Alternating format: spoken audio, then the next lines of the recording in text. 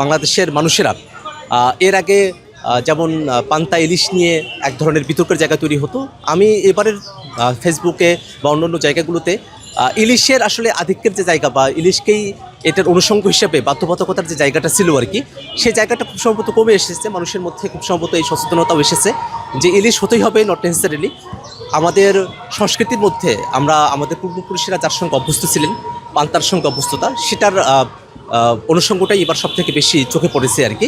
এবং সবথেকে বড় ব্যাপার হচ্ছে যে ঢাকা বিশ্ববিদ্যালয়ে আমরা এর আগে কখনো এতটা জাঁকজমকপূর্ণভাবে গ্রামীণ ঐতিহ্যকে সাথে নিয়ে আমরা পয়লা বৈশাখ উদযাপন করতে দেখিনি। আপনি দেখেছেন যে আমরা যে জায়গায় দাঁড়িয়ে এসেছি এই বটতলার পাশেই সেখানে নাগরদোলা আছে। আমি কিছুক্ষণ আগে অনেক বছর পরে আসলে নাগরদোলায় উঠলাম এবং এটার যে অনুভূতি, শৈশবে ফিরে যাওয়া এবং শৈশবকে একেবারে কাছে থেকে দেখার যে অনুভূতিটা, সেটা আমাদেরকে নতুন করে দিয়েছে। বায়োস্কোপের আয়োজন এখানে আছে, তারপরে মিষ্টান্ন যেগুলো আছে সেগুলো আছে। এবং দেখেন যে বাংলাদেশের সব শ্রেণী পেশার মানুষেরা তারা কিন্তু সবাই কিন্তু এই বৈশাখের সঙ্গে নিজেদেরকে একাত্ম করতে পারছেন। এবং আমরা দেখেছি যে রাজনৈতিকভাবে যে জিনিসগুলো হয় আর কি, এর আগের সময়গুলোতে যারা বিরোধী মতের মানুষজন ছিলেন আর কি, তাদেরকে এক্সক্লুডেড করে ফেলা হয়েছিল এই আয়োজনগুলো থেকে। তো এবার আসলে ইনক্লুশনের জায়গাটা সব থেকে বেশি এবং মানুষের স্বতঃস্ফূর্ততা বাড়ছে।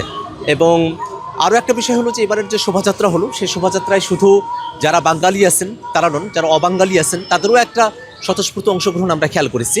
তো এটা কিন্তু একটা বড় ধরনের পরিবর্তন, যার মধ্য দিয়ে আসলে বাংলাদেশে যত জাতিসত্তার মানুষই বাস করেন, তারা সংখ্যায় বেশি হতে পারেন, কম হতে পারেন, তাদের সকলের যে একটা আয়োজন, সেই আয়োজন হিসেবে এটাকে ফিরে পাওয়ার একটা ব্যাপার আছে।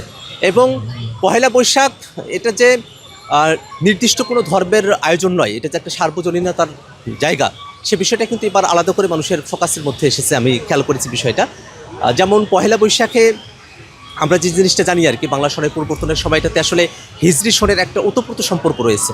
এবং হিজরি সন সেটা যেমন চান্দ্র মাসের হিসেবে আমাদেরকে রাসূল সাল্লাল্লাহু আলাইহি সাল্লামের হিজরতের সময়কাল আমাদেরকে জানায়, ঠিক বাংলা সন কিন্তু সৌর যে ক্যালেন্ডার, সোলার ক্যালেন্ডার অনুযায়ী আমাদের যে সময়কালটা, হিজরতের সময়কাল, সে সময়টা কিন্তু আমাদেরকে জানান দেয় আর কি। তো এইটাতে যারা মুসল্লিমরা আছেন তারা যেমন রাসূল সাল্লাল্লাহু আলাইহি সাল্লামের হিজরতের যে সময়কাল সেটাকে কালেক্ট করতে পারেন। আবার অন্য ধর্মাবলম্বী যারা আছেন, বৌদ্ধরা আছেন, হিন্দুরা আছেন, তাদের অনেকগুলো ইভেন্টই আসলে বাংলা সালের সঙ্গে কানেক্টেড থাকে। তো সেই জায়গাটাতেও তারা যথেষ্ট এটার সঙ্গে যুক্ততা ফিল করেন। এবং আমরা দেখি যে সব মিলিয়ে পহেলা বৈশাখকে ঘিরে নানা ধরনের নাশকতার পরিকল্পনাও অনেকগুলো গোষ্ঠীর হয়তো ছিল। বিশেষত পতিত ফেসিবাদী যারা আছেন তারা চান নাই যে বাংলাদেশের মানুষেরা তারা তাদের যে অনুষ্ঠান সেটাকে নিজেদের উপরে ফিরে পাক, এটা যেন ফেসিবাদী বাতাবরণেই থেকে যায়, এটাই তাদের চাওয়া ছিল। কিন্তু সেটা নস্যাৎ হয়ে গেছে। এবং আজকের এই ঘটনার মধ্য দিয়ে আসলে ফেসিবাদী সময়কালের ফেসিবাদের আষ্টেপৃষ্ঠে জড়িয়ে থাকার যে সংস্কৃতি, সেটার পরাজয় করে নতুন এক সাংস্কৃতিক দিগন্তের উন্মোচন ঘটেছে। একই সাথে আমরা দেখি যে নববর্ষের সঙ্গে নবায়নের একটা সম্পর্ক আছে। তো মানুষের সঙ্গে আমরা যখন কথা বলি, মানুষের আসলে নবায়নের মধ্য দিয়ে যা চাই, তাহলে পুরনো রাষ্ট্র কাঠামোর যে ব্যবস্থা, সেটা থেকে বেরিয়ে এসে আমরা যেন সত্যিকার অর্থে একটা নতুন রাষ্ট্র কাঠামোর মধ্য দিয়ে নিজেদের দেশটাকে পরিচালনা করতে পারি। যে সংস্কারের উদ্যোগগুলো সরকারের তরফ থেকে নেওয়া হয়েছে, সেগুলো যেন কার্যত এই সরকারের আমলেই দৃশ্যমান হতে শুরু করে, এটা মানুষের প্রত্যাশা।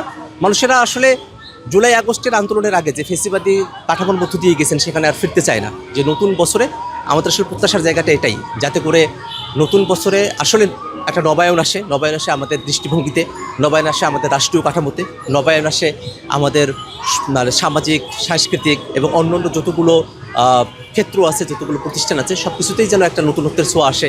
এটাই আমাদের আসলে প্রত্যাশার জায়গা। হ্যাঁ, এখানে যেহেতু হচ্ছে আপনি কোনো সামাজিক অনুষ্ঠানেও যারা রাজনৈতিকভাবে বিরোধী দলের বা বিরোধী মতের মানুষ ছিলেন, তাদের অংশগ্রহণের সুযোগটুকু একেবারেই ছিল না। তাদেরকে এই রকম অনুষ্ঠানগুলো থেকেও আমরা দেখেছি যে সামাজিক অনুষ্ঠানগুলো থেকেও গ্রেফতারের মতো ঘটনাগুলো ঘটেছে এর আগে। তো সে জায়গায় এটা একটা সম্পূর্ণ পার্থক্যের জায়গা তৈরি করছে। বাংলাদেশে ফেসিবাদ বিরোধী যে শক্তিগুলো আছে, তারা সকলে মিলে এবারের বৈশাখ উদযাপন করছে। এবং